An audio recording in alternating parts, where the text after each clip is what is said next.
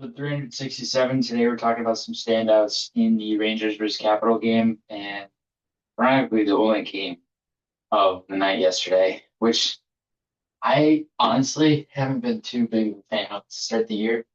I mean, there are no games Friday night. There's one game on Sunday, and you get like, I don't know, 14 or 15 games on the day in between, which doesn't make sense to me. I don't understand why it can't be split or even today, like there's basically the whole league is on today.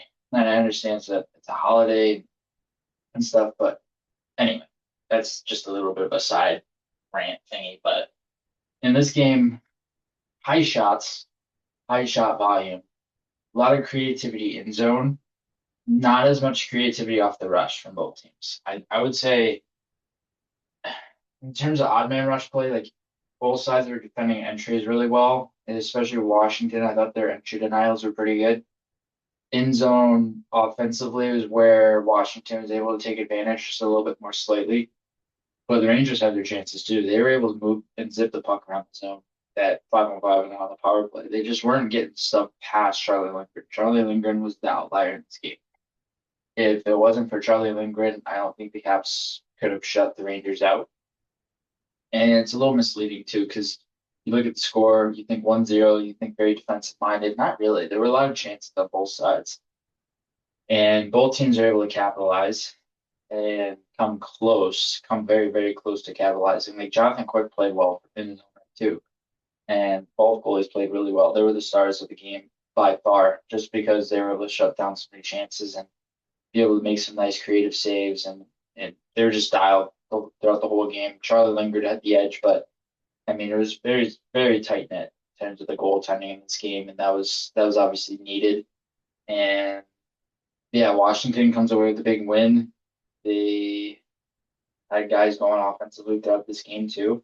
I mean, OV was OV, right? We know what he's going to bring. He's going to bring scoring ability and that playmaking touch. So he's going to bring that every single game. But I think their depth guys and their bottom six was noticeable too, just in terms of the checking, the ability to forecheck and have F1, have that hard pressure in, and then you're relying more on your F3 in certain spots.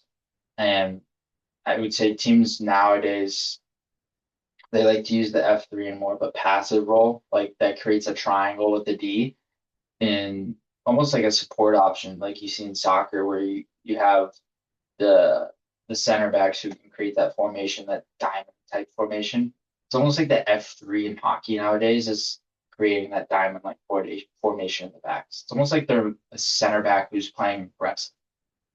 And I noticed that a lot of teams they have their F3 station especially if they have F1 hard pressure in and then that F2 is rotating in, that F3 likes to stay around the blue line and stay back and stay a little bit more passively. So that way they have numbers back already and they don't have to track back.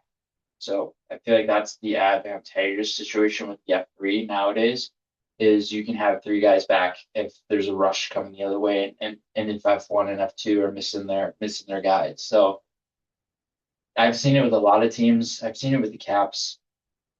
I would say the Rangers play a little bit more aggressive in terms of their forecheck. They like to go too hard in, and Mike Sullivan's usually that type of guy who likes to have two guys in a forecheck anyway.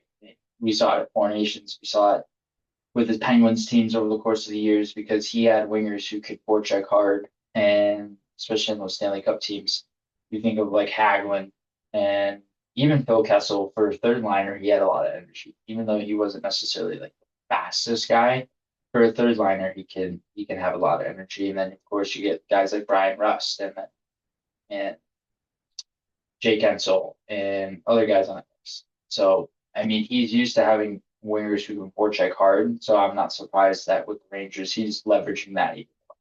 Like I remember watching their fourth line yesterday with Edstrom and Rempe, and those guys are just they go in all the time and hammer guys. Sometimes they would miss their assignments. Like they would check guys through the boards but then they'd have to track back. Right? That's the downside of having two guys hard in sometimes. But I mean, other than that, you look at how they played and just a very tight game from both sides. There are a lot of shots. I believe there are upwards of 50, 55 shots in total, somewhere around there. A lot more scoring chances to go with that too. And But yeah, Charlie Lindgren was fantastic. He had 35 saves and 35 for 35. So he played an excellent game throughout the entirety of it too.